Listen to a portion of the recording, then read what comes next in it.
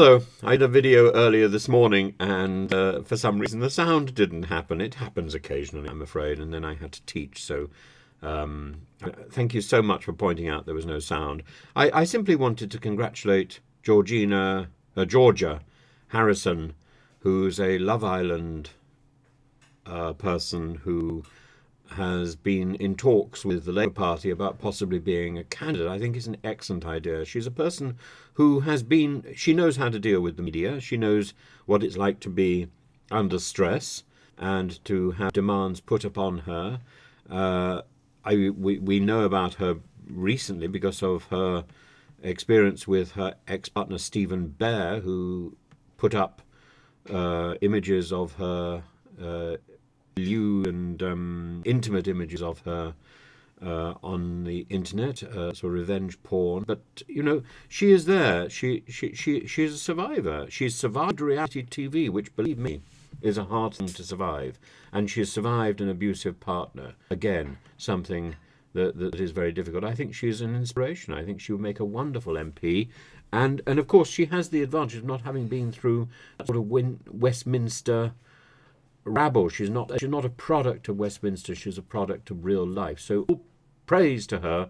All my best wishes to her. I hope she's successful. I hope she is chosen, selected, and that indeed she appeals to a constituency, that she's given a constituency that she has a hope of winning. In fact, at the moment, I would have thought anybody standing for the Labour Party has a hope of winning almost any seat, because the Conservative Party is doing so badly and really needs to pull its socks up if it as a party is going to survive at all.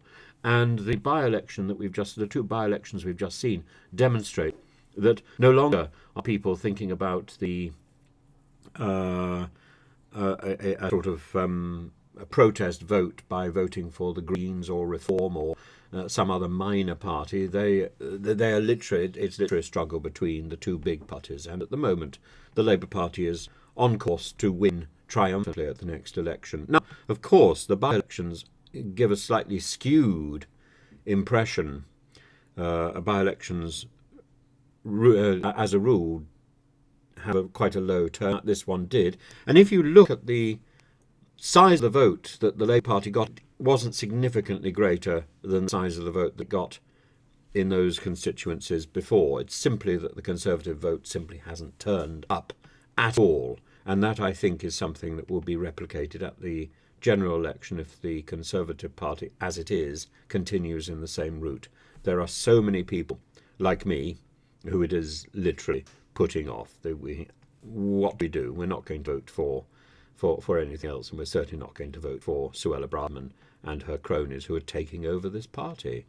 This is it's going down a route that I think is so far removed from the centre.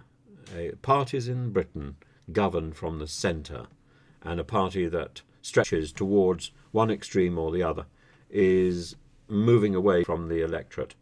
I happen to think that the Labour Party is not centrist enough, but frankly, anything must be better than this mad obsession with nastiness.